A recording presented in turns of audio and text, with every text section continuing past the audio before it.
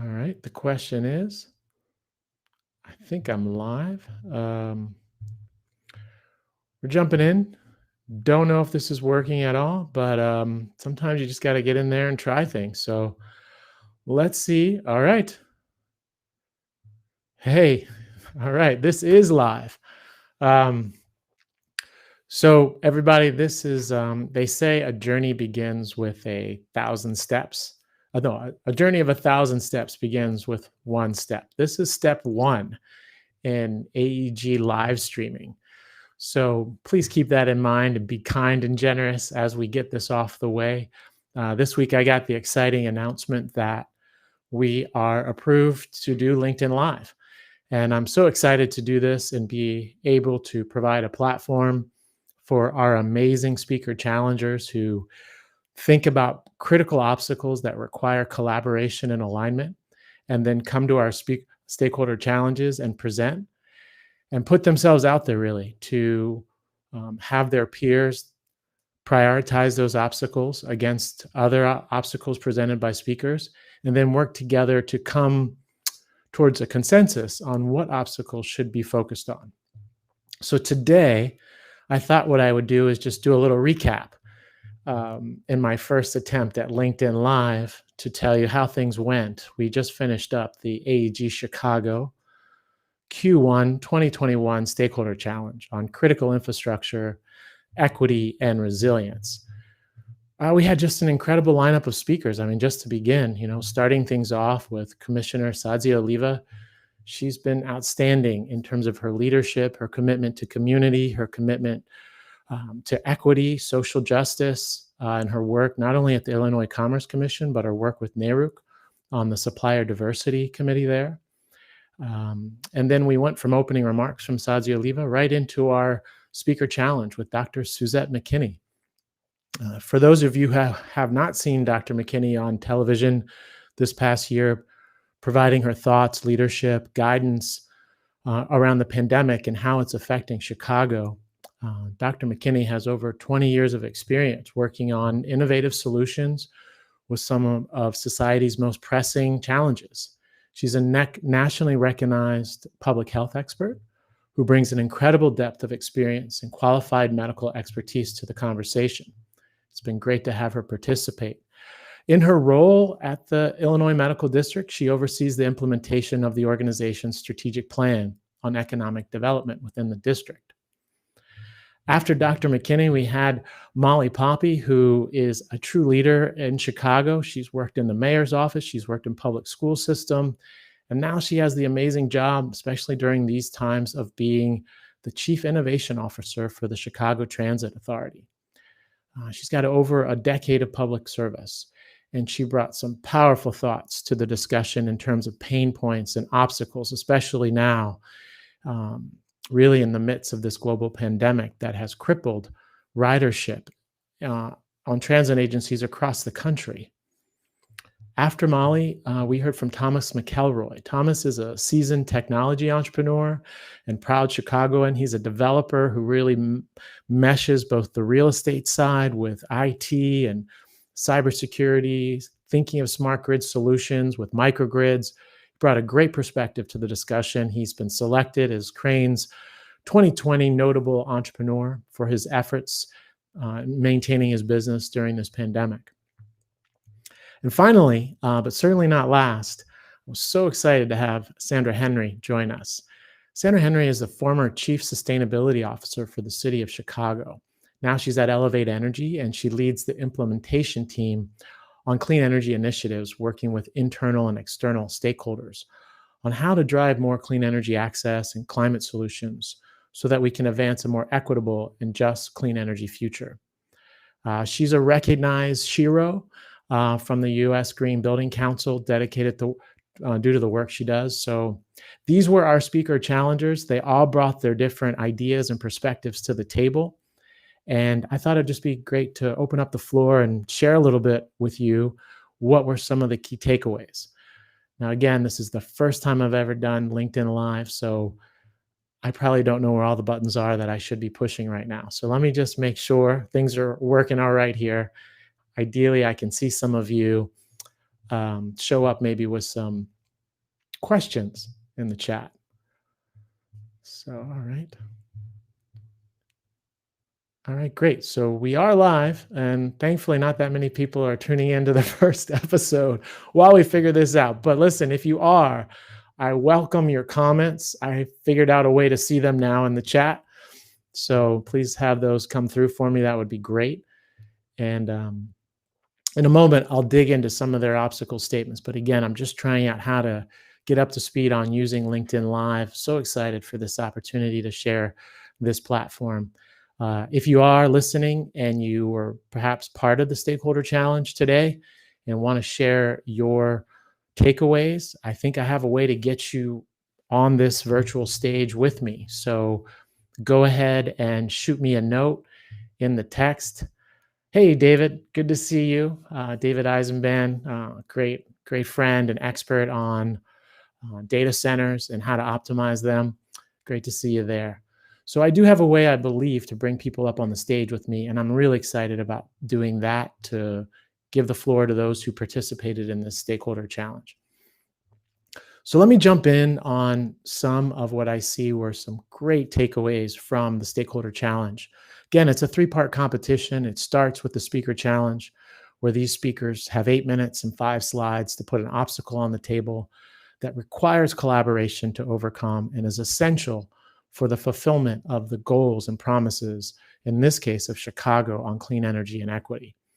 Let me get that started. So first and foremost, I'm going to jump over here to my slide deck and give you a quick summary. Let's see how this works.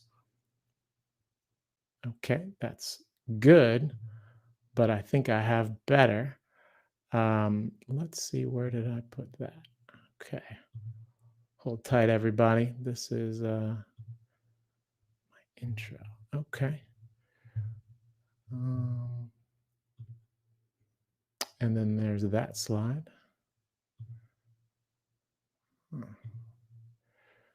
All right. I thought I had found this. I'll come back to it, but let me jump right in then and talk about Molly Poppy's obstacle statement, which I found very compelling, especially during these times today.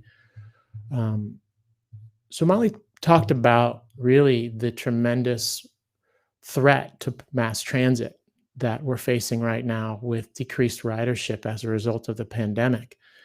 And the powerful thing about her presentation was that she went through a couple scenarios based on the studies that Argonne National Lab had done on what happens if people just keep working from home. And what does that do to city centers? What does that do to mass transit?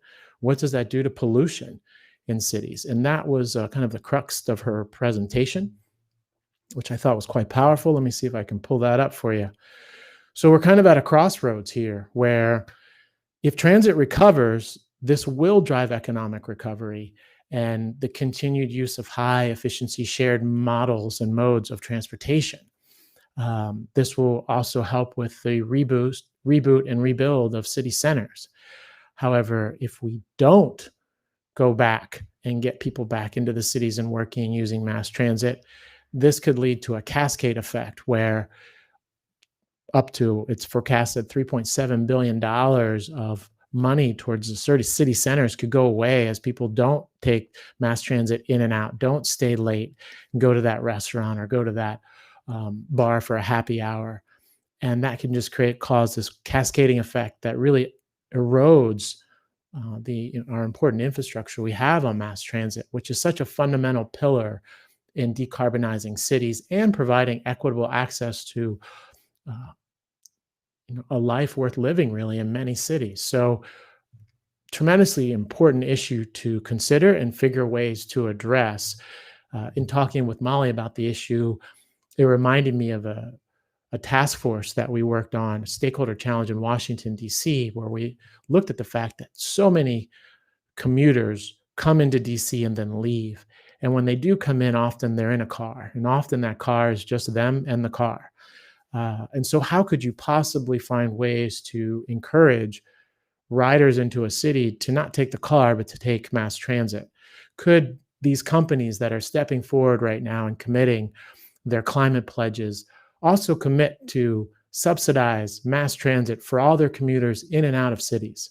And in exchange, potentially, could mass transit agencies be able to honor that leadership with some marketing on the buses to acknowledge those companies that are really supporting the critical infrastructure of mass transit into cities.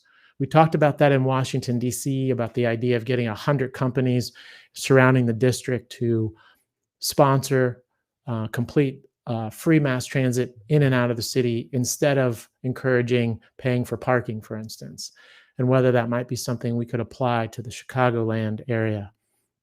It's going to take a stakeholder coalition in order to save mass transit, and I think it's something we need to get on board and figure out today how that looks.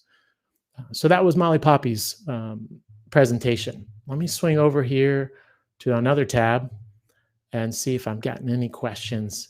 I see some people in the audience here watching. Again, and I think that might be Spencer. Hey, Spencer, you see me doing this for the first time here. But open your questions or comments that you have. And if you want to jump up here, I have a way to do that for this LinkedIn Live session. So from Molly Poppy, we did switch from there, and we got to hear from Thomas McElroy, who is a developer in Chicago, who has been working on and is connected to the 7 mega developments happening in and around Chicago, which is fascinating. We know for New York City, for instance, we've got Hudson Yards, and that's a mega development for sure.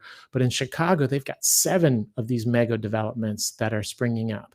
And a key question he has in regards to those mega developments is how well are we approaching them with the right design standards so that we can have all the key components that we know are important in these mega developments in terms of supporting equitable access to broadband, looking at ways to support critical power backup in the integration and interconnection of batteries and renewables in these mega developments. For developers, they need to know what standards are going to be the playing field, which they submit their proposals. And so having that information ahead of time would be very valuable. And that's part of the obstacle that you put on the table here so that it could have these components that you see here around smart, but also resilient. Let me see if I see anything here I wanted to share in his presentation. It was a great presentation. He actually was neck and neck with the winner of the speaker challenge, all the way to the end. And it was exciting to see his involvement there. So here's his obstacle statement, then with kind of highlighting the need to develop design standards in collaboration with local utility, transmission, and regulatory agencies that would enable resilient critical power and communication frameworks for microgrids and smart grid technologies. Those design standards currently don't exist, and they would be very helpful in terms of, building things smart the first time. There's a saying about infrastructure that I can't seem to forget, which is infrastructure is our destiny. And what we do now in the development of infrastructure will ultimately have a major hand in our destiny as we move forward. So wanted to share that with you with Thomas McElroy. If you're watching in the chat and you have any questions or comments, just let me know. Again, we're just trying out LinkedIn Live. I was excited, and I figured before I took off this tie and shirt, I would get on here and try this. So from another perspective, though, I want to check in and share with you what Sandra Henry talked about. Again, she's the former Chief Sustainability Officer for the city of Chicago. And she really dived in on the importance of addressing this history of disinvestment in under-resourced communities. As I mentioned earlier, the saying that infrastructure is destiny. Well, if you take that thought and you look into the rearview mirror of America, you see how true that is, unfortunately, in terms of infrastructure around a system of inequity and exploitation, and how it has created our destiny and something we have to work proactively at changing. And in Chicago in some ways is one of the most segregated cities in our country.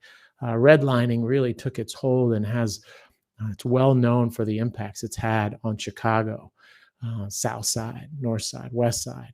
Um, According to Dr. McKinney, in her presentation, there's a 16-year life expectancy difference between the West Side and the Loop of Chicago. So Sandra Henry really pointed out the importance of addressing and overcoming this history of disinvestment in the most under-resourced communities in Chicago. Her organization, Elevate Energy, focuses on this and has a great rapport with the residents of Chicago and their trust to actually address these issues.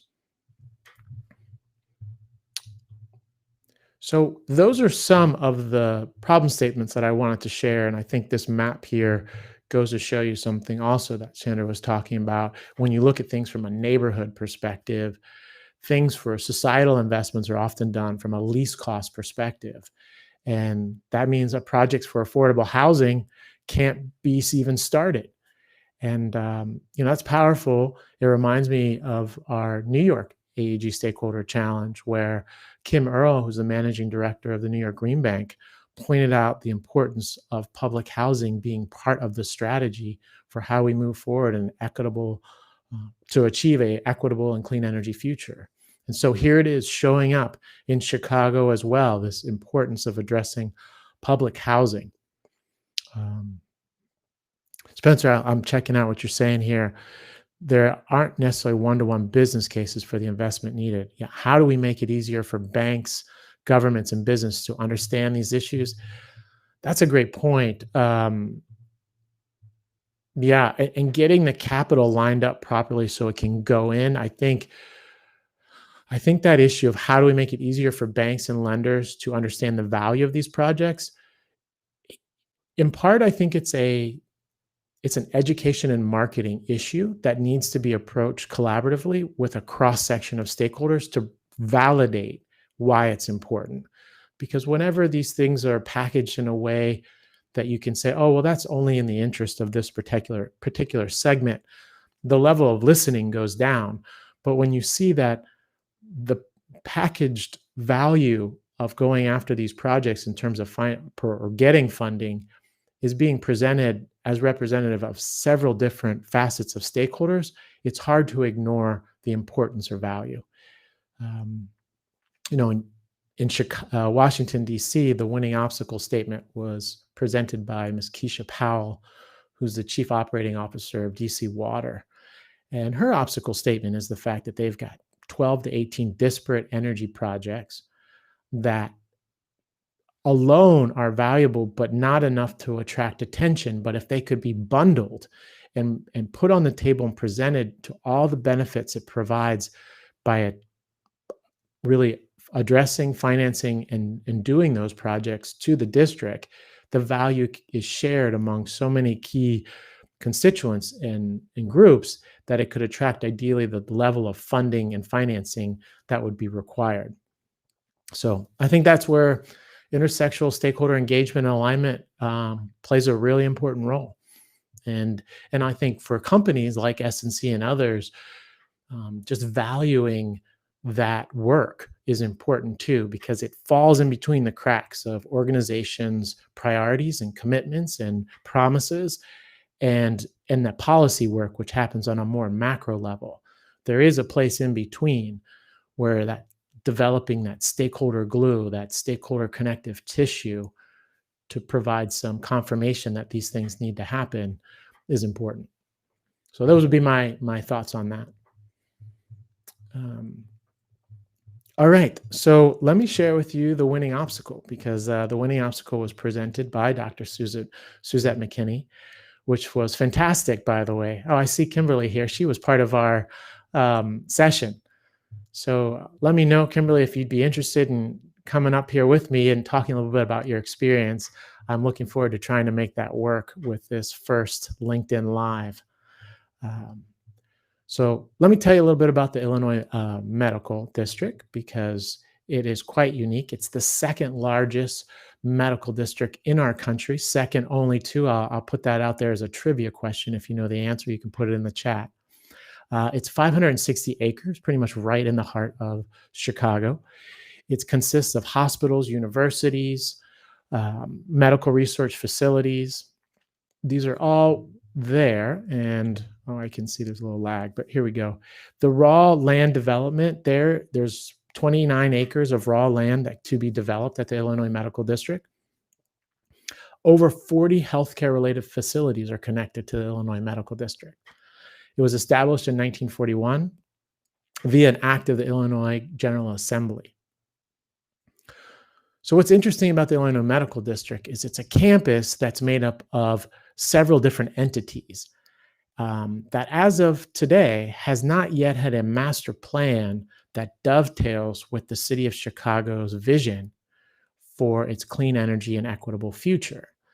So an incredible opportunity to take a major power source and an intersection point within the city of Chicago and turn it into a model of how you do integrated master planning to align the goals of a city with the goals of a critical medical district that's comprised of essential healthcare workers, hospitals, and it's right next to several communities, underserved communities. So her obstacle statement was, let me pull it up so you can see it. I mean, and it was based on this root problem, really, that the development plans and zoning regulations for the Illinois Medical District have not prioritized sustainability up to this point. It really has not been a kind of a core part of their focus. And now is an opportunity not only to bring it in and be a core focus, but have it help highlight the leadership of the Illinois Medical District to the country and world.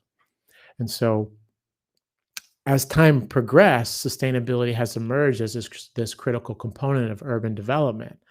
Now it's time to align the strategies of the Illinois Medical District with modern recommendations.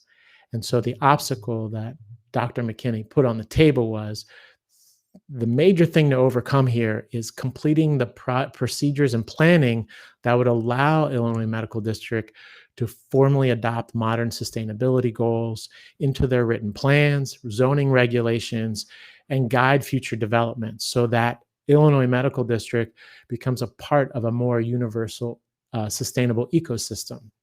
And for those of you from Chicago, you know that the Illinois Medical District is right next to University of Illinois Chicago.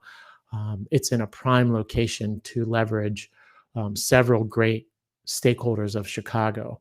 And there's a CTA site stop right there as well. So a lot of opportunities to leverage mobility as well. So those are some things that I wanted to share with you. I want to give my congratulations to Dr. Suzette McKinney for her outstanding presentation and the engagement of her team in this exercise. Not only did she come to present the stakeholder challenge, but she brought to the table her leaders of real estate, of operations, of marketing, and they were all part of the process when we did today, which was the breakout challenge, where groups, the 60 leaders broke into groups to develop and pitch 12-month solutions to overcome that obstacle. I'll talk about that more next time. Again, this was just my chance to try this out, go live before they pull this opportunity for me to do this and figure a little bit about how it works. I'm going to stick around and play a little bit. If anybody who's watching is willing to get on stage with me, I really want to see how well I can bring people up and be a part of this with me. I've got a spot for you right here. You'll be right next to me. So I guess I'll look this way. So if you're willing to come up here, Spencer, it would be great to have you. Let me know if you're able to do it, and we'll figure out a way. In fact, the way this will work, I'm going to try it right now. I'm going to put it in the chat. So if you're able to click on that link, let's see if I could get you up here to chat with me for a minute or two, see how this all comes together. Of course, any production would not be the same if I couldn't put some music in. So let's see how the music works. I'm going to try to break this if I can in a gentle way. LinkedIn, don't kick me off yet. You just let me on. All right, so let's put on some Richard Groove Holmes and see if we can have him in the background.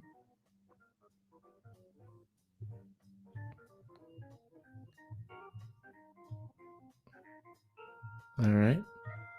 If you're listening and you can hear that, why don't you just give me a thumbs up or something so I know this can work. Um, thanks for hanging in with me here and trying this out. I think there's a way also I think I'm streaming to Facebook, a couple other things as well. So let me go ahead and put the comments up and see if I can see them. All right, comments are up. All right, if you're on and you're watching, this is a beta test of using LinkedIn Live for Advanced Energy Group to talk about the work of our leaders and stakeholders on driving systemic change on clean energy, equity, and resilience. We do this work across 4 cities on a quarterly basis: Chicago, Washington, D.C., New York, and Boston. On an annual basis, we do the Caribbean as well. That's about 50 million people that we are committed to serving and helping achieve a clean energy future that is equitable and resilient. All right, so hoping the music is coming through. Again, we're just having fun here, trying this all out. Thank you, Ellington, for the support there. I appreciate it. Let's see here. Would love to know if you can hear the tunes coming through. And while this is kind of playing and getting things together here, I do want to take a moment and just share with you what's coming up next. Upcoming next is Boston. The lineup is out of sight. We've got Mia Mansfield, Director of Resilience, Deputy Director of Resilience for the Massachusetts Energy Agency, and Maria Balin Power talking about her work on a Chelsea microgrid feasibility study. Shalonda Baker, who is now with the Department of Energy and Equity Justice. Penny Connor, Chief Customer Officer for Eversource. Sean Bennett with the U.S. Air Force, and Eliza Hotchkiss with NREL. All in tremendous leaders who will go through a similar format of coming to the table with pain points that invited leaders can work together to prioritize and figure out where we need to focus to overcome these issues with collaborative solutions. So that's on the horizon and coming our way soon. That is February 24th and 25th. Very excited about that discussion. That'll be outstanding. And again, I'm just going to go here, and I haven't done it yet, but I want to make sure I do. I want to thank all of our sponsors. Our sponsors have believed in our vision to create an arena for stakeholder engagement that can lead to collaborative action. And, really, without their support, we would not be able to do this work, which is extremely gratifying and rewarding. We have currently over 17 task forces with over 175 leaders working to deliver 12-month solutions in response to the obstacles presented by our speaker challengers. So it's gratifying work to see people getting on the field together, holding one another accountable to deliver the win today that matters most. And none of that happens without these sponsors. Our signature sponsors sponsor us across every city. Our platinum sponsors are our top level sponsors in particular cities. So we've got Pepco Holdings in Washington, D.C. Special thanks to Dave Velasquez, who was a speaker recently. Con Edison in New York City. Eversource in Boston. So great to work with the team of James Cater, Penny Connor, and more in Eversource. And then Northeastern also in Boston, and Dynamic in New York City. And you can see, we're not here just to get a bunch of private companies supporting us. We want this to be a very effective mix of private and public organizations that believe in developing this type of arena for stakeholder action. So you can see some of the great sponsors we have here supporting our work.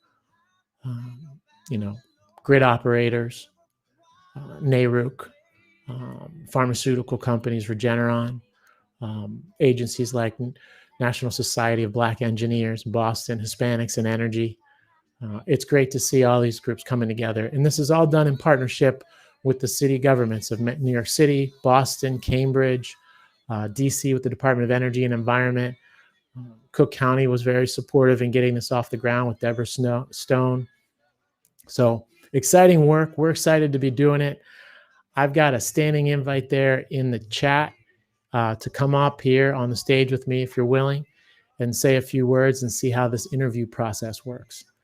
So if you're watching and willing, love to have you join me. Eduardo, come on up here. Let's get up here. Let me see how I can get this working with you joining me on the screen as talking about your experience at these Advanced Energy Group meetings. Who else is here? I'm just calling on people in the chat. Vishant, you helped me get this started. Incredible support with you being an AEG fellow. We just brought on another AEG fellow. Her name is Temi.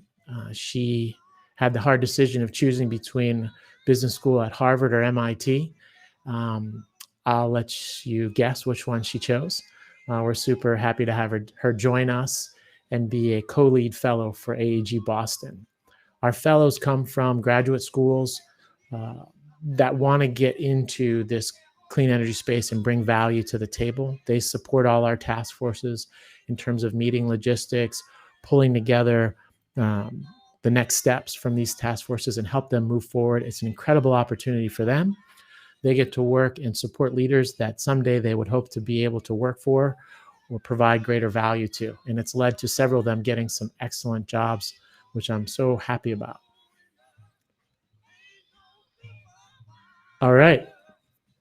So this is just an example, or really an experiment to see how this works. If you're still on right now, give me a proof of life. Hey, Tony, I see you there. Willing to try. Anybody willing to come up here on the stage? I want to start doing some interviews with this live platform, which is why I applied to get it. And let's see if I can get someone who's willing to jump up here and join me. So let me take some questions. Anybody have any questions about the work we do? Or how this might relate to what you're doing or what your priorities are? Happy to connect some dots here. We've got 4 quarterly topics. First quarter, we cover critical infrastructure, equity, and resilience. Second quarter, we cover buildings and construction. Q3 is grid modernization from the generation level. Hey, Lonnie, come on up and join me. There's a link in the chat. It would be great to have you. Great to hear. I was just going to talk about grid modernization, which I think is such a great dovetail into the great work you do. So you're welcome to join me up here. There's an invitation link in the chat. And then every Q4, we cover mobility and transportation. So my question to you all is, how do those quarterly topics relate to what you do? And love to hear from you, maybe connect some dots on some task forces or efforts that are going on right now across the AEG network.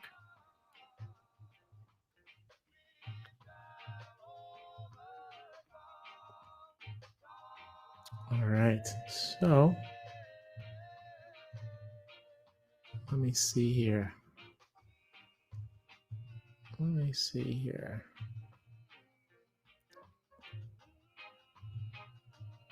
Just checking things out. Okay, looking for the link. All right, I love it. Here it comes.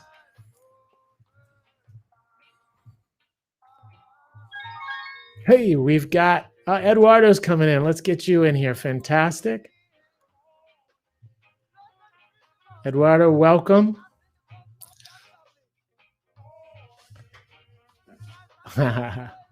HG, how are you? I'm great, thanks. I'm great. Excellent. Can you see me? I can. Now the question is, this is completely an experiment, so thank you so much for doing this with me. What I need to learn now that I'm doing this is, how do I see people?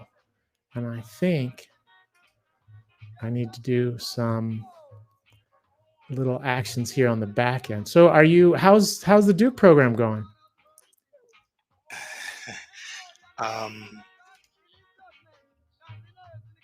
I can hear you. I'm just I think I know what I need to do. So once I do this, yes. Okay. And Lonnie, where are you? Let's see. Oh, you got to go. Okay. Come join the next one, Lonnie. I'm still listening some background. There is some sort of music. There is some sort of like a repeating what we have said like 5 seconds before. Yes. So you're probably going to want to mute the LinkedIn because there's a delay. So now we're up on live. Excellent. All right. So now what I do is I don't get too distracted by the LinkedIn one because it's the delay. So Eduardo, welcome. Why don't you just introduce yourself, please, to the group? Tell everybody what you have been working on and what you're working on now, and what's exciting on that whiteboard behind you. Absolutely. Well, I've been in the energy industry for about 16 years. As a matter of fact, I spent 5 years in Edison, managing the BQDM program, non-wires alternative. Then I transitioned to another company doing energy efficiency as a service while I was completing my MBA with Duke University, which finally got completed on December 2020. Nice. And so you finished the program. What do you want to do next? Well, what you see on the background there on the whiteboard, it's my research related to green hydrogen and how to integrate green hydrogen in urban environments. It's been very hard to find completed projects around the globe, and seems like Europe is having the lead on that end. And I see there is a tremendous future for that energy carrier and being able to store all that excess energy that we're going to have once we implement the massive renewable energy to achieve our targets in the decarbonization. I don't think that's going to be a competing technology with battery energy storage, but a complement for the long storage, long time, and discharging for long period of time. Good point. Can you talk a little about some use cases where you see that working best? Well, I've been focusing in the grid balance. So today, what we have, especially in Europe, there are certain countries, such as Denmark, that they have 50% of their energy generated by wind power. So they have to curtail many hours of the year because they don't have enough demand. Neither they have the capacity on the batteries. And being able to store all that energy into hydrogen, it can be transported where they have a useful application. That could be industry, transportation, or re-inject the energy back as electricity during peak demand. So do you see this staying away from mobile applications and really sticking to more stationary optimization of generation of power and storage?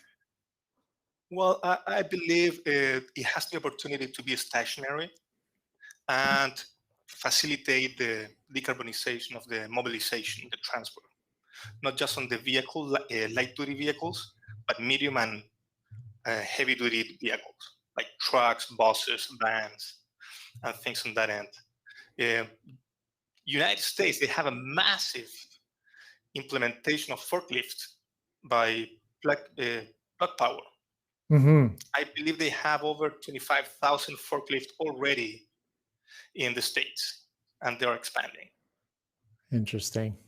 There was a time when I worked at Veridity, we looked at forklift batteries and the ability when they go to charge, using the charging timing for forklift batteries to integrate to the ancillary services market in PJM. I went to this giant distribution center, kind of mid-Pennsylvania, which is very much an intersection point for freight travel. And we just opened my mind up to forklifts and how many there are and the potential capacity they are as an aggregated DER resource. So you might not know this, Eduardo, but the city of Boston is looking strongly at how hydrogen could be kind of the next step for them. I'm reminded by a presentation that was done by Brian from Arup. I have to get his last name for you, but he talked about how the city of Boston is very seriously considering a strategic roadmap that would include hydrogen.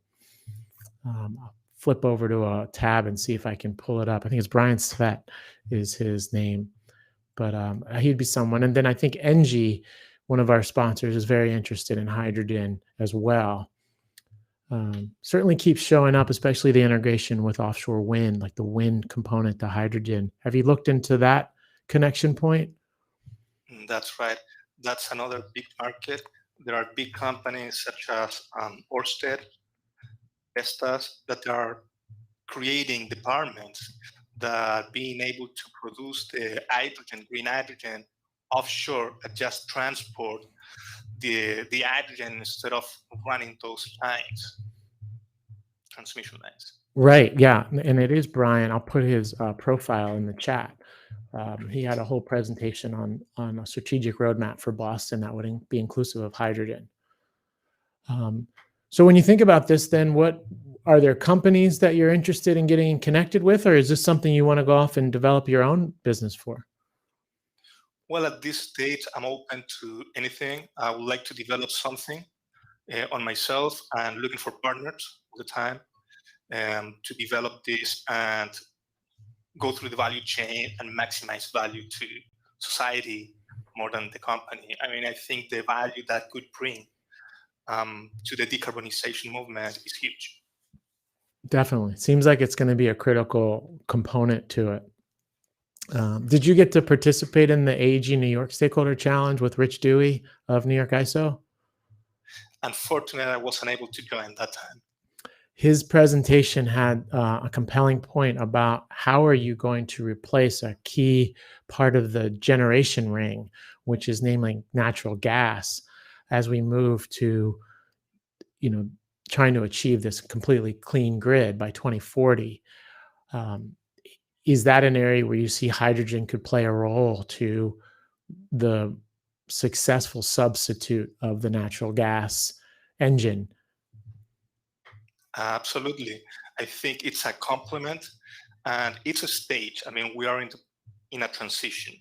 Mm-hmm. What they are evaluating in Europe is the blending of hydrogen into the natural gas infrastructure. Okay. And my perspective is that what they're trying to do is upgrade the infrastructure while they're moving to a higher percentage of hydrogen and ideally go to 100% hydrogen infrastructure on the pipelines and replace natural gas. Interesting. I put up on the screen, and it'll take a moment, but it shows you in the New York State's clean energy goals, and 34% of it relate to gas and oil, which is the part that is most difficult to successfully replace when you go to a 100% renewable grid. So that injection and finding ways for hydrogen to play a role to off-ramp some of that natural gas and oil will be critical. That's right. Yeah, you'll see that show up in a moment after the delay here. So that's exciting work. I didn't expect that's kind of what you would be working on. So good to know. Well, I think the platform works great. Great presentation as always, HG. And well, happy to collaborate and be your texting guy.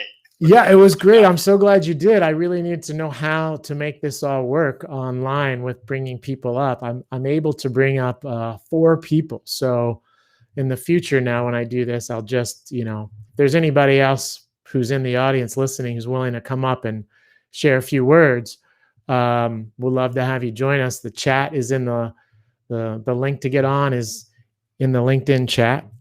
And again, this is really kind of the beta version of how we go live now, and we'll start bringing in our speakers. So just based on what you said, Eduardo, it'd be good for me to reach back out to Brian, see if he'd be willing to come and talk through his presentation and his vision for what he sees for hydrogen and how it applies to Boston.